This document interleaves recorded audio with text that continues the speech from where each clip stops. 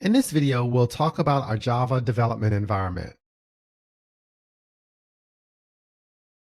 Now, we assume that you already have experience with Java, so you should already know how to use object-oriented programming, class interfaces, inheritance, exception handling, and collections, etc. You should also have the following items already installed on your computer, such as the Java Development Kit or the JDK. Now, in this course, we're using Spring Boot 3, and so Spring Boot 3 requires JDK 17 or higher.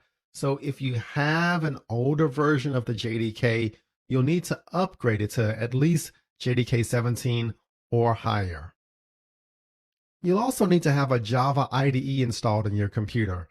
In the course videos, we'll make use of IntelliJ, the free version, but you can use any Java IDE. Now, a little bit about IntelliJ. Well, first off, it's a super amazing IDE. In this course, we'll use the free version of IntelliJ. It's known as the IntelliJ Community version, and you can download it from the link that I have here on the slide. Once you're at the link, you simply select the Community Edition. That's the free version. You can also use the Ultimate Edition, that's the paid version. They give you a free trial and so on. So you can take a pick, but in this course, I'm going to make use of the free version, the Community Edition.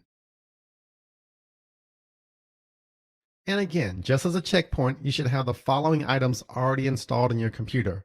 The Java Development Kit, Spring Boot 3 requires JDK 17 or higher, and also a Java IDE. Again, we'll use IntelliJ in the videos, but you're free to use any Java IDE. Now, before continuing with the course, make sure you can run a basic Hello World Java app in your Java IDE. So this is just a little test for yourself to make sure that, hey, my JDK is installed properly, my IDE is installed properly, and I can run a Hello World app. So go ahead and make sure that you have this taken care of, because in the later videos, we'll kind of hit the ground running and we'll get started with Spring Boot.